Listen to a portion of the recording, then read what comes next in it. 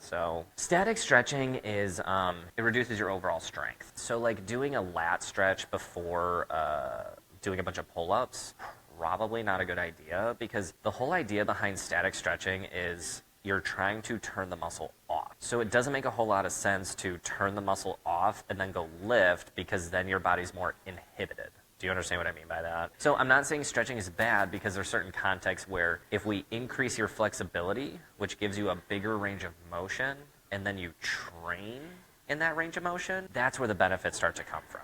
Does that kind of make sense?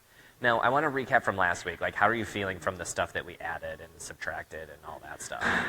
As far as exercises. Really good. I'm not waking up like in Really? pain anymore. Actually, my back pain's like gone. Dude, I love that for you. Yeah. That's good to hear. But you know what that means for you and me, right? We gotta upgrade. I wouldn't say like up the intensity, because exercises can kind of be intense in their own way. But we go to more goal-oriented exercise. So the question is going back to goals. Originally, you came to me from more of like a pain perspective. Yes. Is that still the overall goal, to be out of pain like permanently, or are we talking maybe we want to pivot to some muscle building stuff? Muscle. Would you be open? Yeah. Okay, totally fine. So like here's the thing. We know the exercises that you're currently doing are helping you. I need you to continue to do those exercises until like mid-February. I can do that. The squeezing of the ball, the one with your leg up on the box. If those start to get too easy, come back to me and I'll upgrade them a little bit. Like if you wanted to do single leg off the box instead of both legs on the box, that's like a way to make it harder. And then as far as the squeezing thing, it's just about moving the ball closer to the feet. So, you know, if you hold it between your feet, that's like maxing out your distance. If you get to that place and it is still kind of too easy, just let me know and I know other exercises that will challenge your inner thighs. But for now, let's talk about muscle building goals, because is there a specific part of your body that you want to build muscle? Like I said, I just want to look like that. Oh yeah, I keep forgetting that No, you're you're the No, it's fine. I like that goal. It's just I keep forgetting that that's the goal that you're using. So I guess my better question that I might ask you is there a certain part in your own body that you feel like is lacking compared to other parts of your body? Just from your own personal standpoint. I'm not saying it yes, no to anything.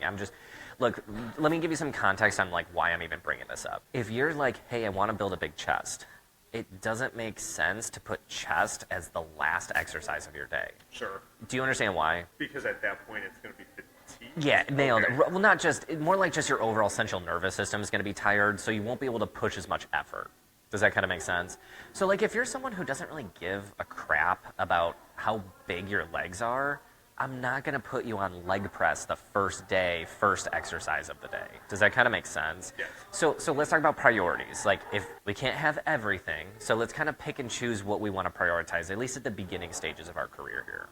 So you tell me, what do you think? Like taking on strength training throughout the whole entire body and like primary. You want to do more leg stuff? Yeah. I'm honestly surprised. You know, most guys don't like doing legs. I can't squat that much, and I can hardly do a deadlift. So like that's always. So those are like what you want to focus on? Yeah. Totally. So what I think would be smart would be to go through the mechanics of squatting. If we have time, we'll do deadlifting, but I'm going to be totally upfront with you about it. You pick two of the kind of the more complicated exercises. So it's going to be kind of a slow learning thing, but if you do good with it, we're definitely going to throw some weight on you and see how it looks. So whenever I have my clients squat, we always use the boxes to measure height. The reason being, especially at the very early stages of your squatting career, we want to try and create consistency. So we use a box to basically create the same height, same distance, every single repetition. Now, I'm assuming you know what a squat is. Okay, good. That being said, you're going to show me your squat, and we're going to use these boxes to measure. So hold on one second while I set this up. Yeah, this should be fine. Okay, so here's the deal. Whenever someone is squatting with me, I always have to get the hip crease below your knee. What is that? Hips below knees. I don't know. No, you're right. No, yeah. So here, put your foot up on the box. So right here, your hip is in line with your knee. Does that kind of make sense? So we need this hip to be below that knee joint. Does that make sense? So here's what I want to do. Let's start with 18 inches. There's no way that's deep enough, but let's just start there. So what I want you to do is go ahead and turn around for me. Yeah, I'm trying to decide what... Let's just use this box. You'll be fine. Yeah, the one next to you. And then you can just stand in front of it.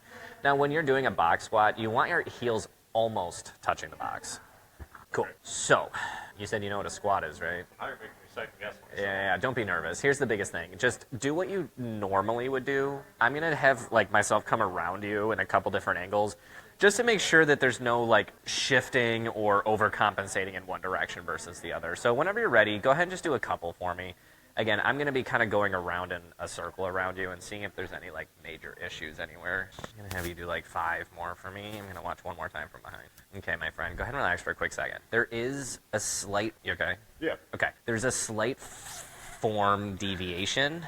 Let me try to explain the best what's happening. You are shifting right. You don't know what I'm saying, do you? So like when you go down and up, your body is basically shifting in a direction. Like your hips are shifting. Interesting. Okay. Now, I have a sneaking suspicion I know why that's happening. I'm noticing that when you stand up, your right knee caves in a little bit more. So here's what I want you to do.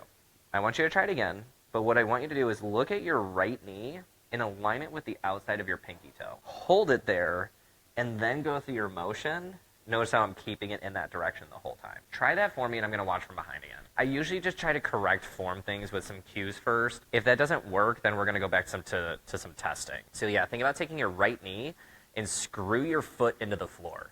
You see how you rotate that knee out with that motion? You need to hold tension there and squat at the same time. So the whole time you sit back and down, you're screwing that right foot into the ground. Whenever you're ready, go ahead. Good, but go a little slower for me. You can see that right knee. Did you notice it was a little bit like in and out on that one? I need to look at it again. Go ahead, yeah, do it again. There you go. That was much better. And here's the kicker. Just by giving you that cue, it's correcting your shift automatically. So just something to keep in the back of your brain for you as a person. Right knee is going to be caved in a little bit more, so paying attention to keeping it more of an outward direction. Now, I think your squat looked fine. So you ready to challenge the height? So just take that 6-inch box and take it off there. And now you're going to try for the 12-inch box. How's it going? Oh, good. Understandable. Man, you're paying attention to that screwing your foot into the ground on that right side, aren't you? Yeah. It literally fixed your entire squat. Now, let me ask you a question. Why do you think your right leg does that? Let me ask you a new question. What do you do differently with your right leg versus your left leg? You as an individual. What do you do with your right leg way more than your left leg? I'm in this position a lot. Oh, really? Yeah. I don't think it's that, though. Do you? It could be. I don't want to say it's not. How many hours do you spend in that position? A fair amount sometimes. Do you have like a knee pad at least? Yeah. Okay, good, because I was like, dude, your knee's going to get fucked up. The other one from being in the ground. My guess is it's probably more likely from driving. Your right foot does all of the movement on the gas pedals, and I know that you're a mobile car detailer, so like I know you're driving to clients and stuff. So it's like, to me, that's what I think it would be.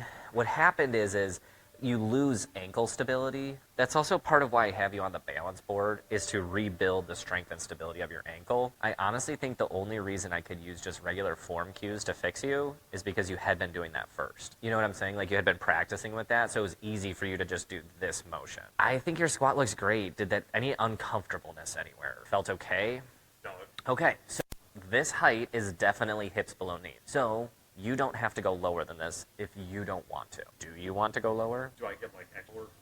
The extra benefits come from getting the hip crease below the knees, but getting your hips lower than that has more like mobility functional benefits as opposed to strength benefits. The reason being is you have to cover more distance, and when the distance goes up, the exercise gets harder, which typically means you compensate with lowering your load. Do you understand what I mean by that? I have a bro question Yeah. to ask. Love you. it. Go ahead. The bump Yeah. when you go down on the squat, is that an issue or is that enough? It's not inevitable. It's only an issue depending on how heavy you go. So let me give it to you this way. The heavier the loads, the more perfect your form needs to be. So if you're doing like a body weight squat and you're butt winking, it's probably not going to hurt you. But if you put a 300-pound bar on your back and you're butt winking, probably not a great idea. Does that kind of make sense? It's not, and here's the thing about butt winking. More often than not, the best way to fix a butt wink is by changing your stance position. So that's what I want to mess around with next, is I want to play around with it. Look, there's no like one perfect squat stance. It's more about your depth of your hip socket, how long are your femurs, and how long is your torso. If you have certain genetic things, your squat's going to look totally different than the next person walking into the door. Does that make sense? Now, from what I know about you, you are very externally rotated at the hips. So someone like you would benefit or feel more comfortable with a externally rotated position. Does that kind of make sense? So what I want you to do now is do the same squat you were just doing, but I want to mess around with two things. How far apart your feet are and how turned out your toes are. Those are two different concepts, right? So all I want to mess around with right now is figuring out what feels comfortable for you. Because if it feels comfortable, you're going to be able to load it a lot more. You see what I'm saying? So if this is the position that you're normally in, let's start with changing your toe angle first, and then we'll mess around with the width of your stance. So the first thing I want you to do is let's go hyper aggressive and super turn your toes out. Yeah. Now remember, the knee still needs to be in the pinky toe area. So now you have to really open up the hips differently than what you did before. Whenever you're ready, go ahead and try. It's probably not going to be perfect the first time, but we're trying to feel for comfortability. I actually think I like this better, dude. Go ahead, do a couple for me. Now, from a positional standpoint, this to me looks a lot better, but you tell me, does this feel more uncomfortable? I just feel like more groin activation. That's A little pretty much tighter, it. you Yeah. mean? So now instead of going just straight toe out, let's bring your feet closer together. Like heels will be closer together. Your toe angle will still be the same, so now bring your heels in. Right, so like if you're like this, now it's about bringing your feet in. Yeah, there you go. Come back a little bit with the toes, the toe angle. There you go. That should be okay. So now you're much more narrow from like a width standpoint, but maintaining the same toe angle. Now try that for me. Dude, your squat looks good. Does it feel okay? Like how does this position feel? It's not like horrible. A little tight, Yeah. but not bad. Yeah, exactly. And honestly, what you're probably feeling is your adductor still from doing that ball squeezing thing. It's probably tight from that exercise, but I don't think that's a bad thing. I actually think that's a good thing. I think your squat looks good, dude. How much do you squat, like, on a bar? Or You better not put this on social media. I'll delete this. Delete this later, okay? Go ahead. How much do you squat? So I don't have like a dedicated like rack the way That's you okay. guys do. So I just do it like straight barbell. Like I just lift it up and do it. I range between With a, like do you do a front squat or a back squat? I do both. Okay. So front squat, I'm probably sitting at around like 10. Okay, and then And what about then- your back squat? Back squat like 125.5 for like 8 reps. So Dude, that's not that bad. That's really not that bad. Compared to some people I've heard, that's really not that bad. I thought it was going to be like the bar, and I'm like, okay, yeah, we have some work to do. Have you ever tested your one rep max? no. Okay, so I feel comfortable enough to put you on a bar, but now we need to do a couple things. The first is we need to take this 12-inch box. We're going to steal hers that she's writing on, and we're going to move it so that you can squat with a bar to the box. Okay. You see what I'm saying? Because, look, here's the thing. At the early stages, you have to put a box there to create consistency. Otherwise, you might get this depth one time, this depth another time. Again, at the early stages to build muscle memory, just do a box squat so that it can build consistency. So let's go to the very first rack station, and then we're going to steal her box, and then we're going to... There's a couple of other things that you'll need to know how to do in order to squat here. For example, do you know what a J-hook is? Oh, come on. Here, I'll cut this part out because this part's more embarrassing than your squat numbers. No, I'm just kidding. Let's go through, because we're going to be at this station here. Let me set up the camera really quick, and then we'll go from there. All right, so Okay, quick anatomy lesson of the rig here. Can you guess what the J-hook is? Whoa, how'd you guess that? Yeah, so these are the J-hooks. First thing we need to do is figure out where to put these in terms of how tall you are. Now, most of my clients, I have them stand next to here. Go ahead. Yeah, just stand next to the pole right here. Good. All right, I'm going to make an executive decision that you're at 39. Okay? Because you're 39 years old. No, I'm just kidding. I say that to everybody. So I think it actually might be on 39, but just get used to using them, because if you've never used J-hooks before, yeah, take it off and put it back on just to get used to it. Yep. So it's, yeah, and then yep, it's a pivot and pin system is what I call it. Yeah. And the arm bars, sorry, I kind of jumped the gun a little bit. These are called arm bars. These are your safety bars. This is like if you fail the squat, this will catch it for you. Does that make sense? So we need to figure out where these go. So let's steal her box. Andrea, we're stealing the 12-inch. So what you're going to do is you're going to put the box at a diamond shape so that the corner is coming like right here. Is that, oh, that's fine. I like doing the corner of the box because what you can do then is you can almost put one foot on each side of the box so that you hit your taint to the box instead of like your butt. You know what I'm saying? So let's put a bar up on here really quick. And then this Just definitely need to get a little bit closer. You want to come detail my car in this weather? No, I'm fucking with you.